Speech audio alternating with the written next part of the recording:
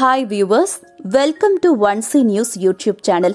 இன்னைக்கு நம்ம வீடியோல இந்த கிளைமேட்ல நிறைய பேருக்கு இருக்கக்கூடிய சளி, காய்ச்சல், இருமல் பிரச்சனைய இயற்கையான முறையில எப்படி சரி பண்ணலாம், அதுக்கான ஒரு சூப்பரான டிப்ஸ் தாங்க பார்க்க போறோம். வெயில் காலத்தை கூட சமாளிச்சிடலாம், ஆனா குளிர்காலத்துல சமாளிக்கிறது ரொம்பவே கஷ்டம். ஏன்னா ஃபீவர், சளி, இருமல்னு உடல் சம்பந்தமான தொந்தரவுகள் அதிகமா இருக்கும். குறிப்பா குழந்தைங்களுக்கு சளி, இருமல் வந்துட்டாலே போதுங்க, குழந்தைங்க ரொம்பவே சோர்வாயிடுவாங்க. நாம என்ன பண்ணுவோம், உடனே ஹாஸ்பிட்டல் கூட்டிட்டு போய் சளி, இருமலை கண்ட்ரோல் பண்ணுவோம். ஆனா அந்த சளிய கரைச்சி மொத்தமா வெளியே வர வச்சு இருமலை கண்ட்ரோல் பண்ணாதான் நல்லது.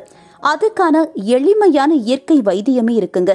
அரை டம்ளர் பால்ல ஒரு 4 மிளக லைட்டா இடிச்சு போட்டு 1/4 ஸ்பூன் மஞ்சள் தூள், பனங்கற்கண்டு தேவையான அளவு சேர்த்து இளஞ்சூட்ல குடிச்சா சளி வெளியேறி இருமல் கண்ட்ரோல் ஆகுது. அடுத்து துளசி. சளி, இருமலுக்கு ரொம்பவே நல்லதுங்க. வைரஸ் எதிர்ப்பு சக்தியா இருக்கு துளசி. துளசிய கஷாயம் மாதிரி செஞ்சு சாப்பிடலாம். ஒரு கைப்பிடி துளசிய 1 டம்ளர் தண்ணியில போட்டு 1/4 டம்ளர் வர வரைக்கும் சுண்ட காய்ச்சி வடிகட்டி 1/2 ஸ்பூன் தேன், கொஞ்சம் மிளகு தட்டி போட்டு குடிக்கலாம். அடுத்து மணத்தக்காளி கீரை. சளி இருக்கிறவங்க மிளகுத்தூள் போட்டு பொரியல் மாதிரியும் செஞ்சு சாப்பிடலாம். சளிக்கு ரொம்ப நல்லதுங்க.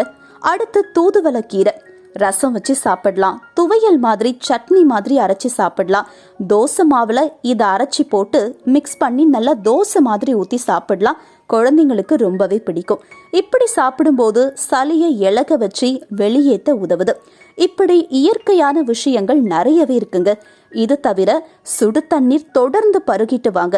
அதிகமா சளி, இருமல் இருக்கிறவங்க இருமலை கண்ட்ரோல் பண்ண யூஸ் ஆகுது. சளியை வெளியேற்றவும் யூஸ் ஆகுது. மஞ்சள் நிறைய சாப்பாட்டுல சேர்த்துக்கோங்க. யோகா பண்ணுங்க.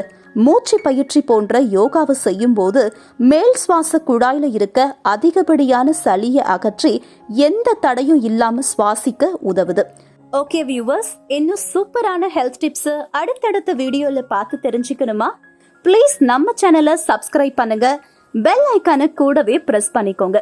பாய்.